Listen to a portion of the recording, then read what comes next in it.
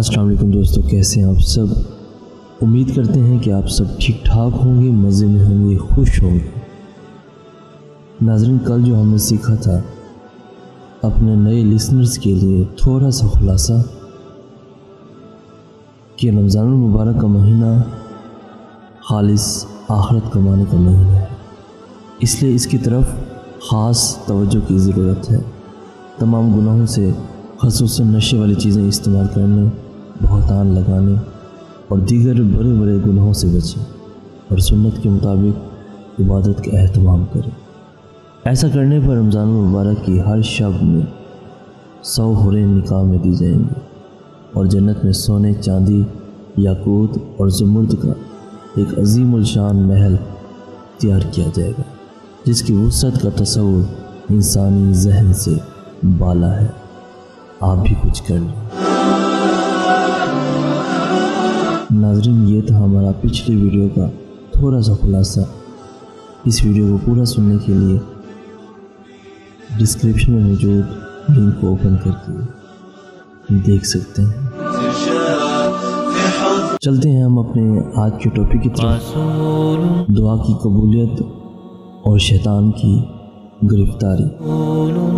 حضرت امام علی علیہ السلام سے روایت ہے کہ جب رمضان شریف کی پہلی رات ہوئی تو سرکار دو عالم صلی اللہ علیہ وآلہ وسلم لوگوں سے خطاب کرنے کے لیے کھڑے ہوئے اور اللہ تعالیٰ کی حمد و ثنا بیان کر کے ارشاد فرمایا، اے لوگو، تمہاری طرف سے تمہارے دشمن جنات کے لیے خداوند تعالیٰ کافی ہیں اور اللہ تعالیٰ نے تم سے دعائیں قبول کرنے کا وعدہ فرمایا ہے۔ چنانچہ کلام پاک میں ارشاد ہے، مجھ سے دعا مانگو، میں تمہاری دعا قبول کروں گا۔ خوب سن لو، خداوند عالم نے ہر سرکی شیطان پر 7 فرشتے نگرانی کے لیے مقرر فرما دیے، لہٰذا اب وہ ماہ رمضان گزرنے تک چھوٹنے والے نہیں ہیں۔ اور یہ بھی سن لو، رمضان شریف کی پہلی رات سے آخری رات تک کے لیے آسمان کے دروازے کھلے ہیں اور اس مہینے میں دعا قبول ہوتی ہے۔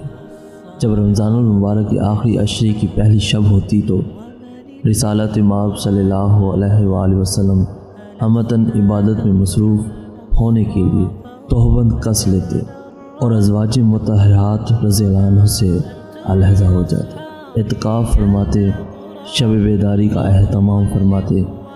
کسی نے پوچھا، تہبند کس لیتے کا کیا مطلب ہے؟ تو راوی نے جواب دیا، حضور صلی اللہ علیہ وآلہ وسلم ان دنوں بیویوں سے الگ رہتے تھے۔ انشاءاللہ ماہ رمضان کے حوالے سے کل ایک نئے ٹاپک کے ساتھ آپ سے ملاقات ہوگی، تب تک کے لیے خدا حافظ۔ اور اگر آپ کو آج کا میسیج پسند آیا ہے تو اس میسیج کو ضرور شیئر کیجیے گا اور ہمارا چینل ضرور سبسکرائب کیجیے گا۔ جزاک اللہ۔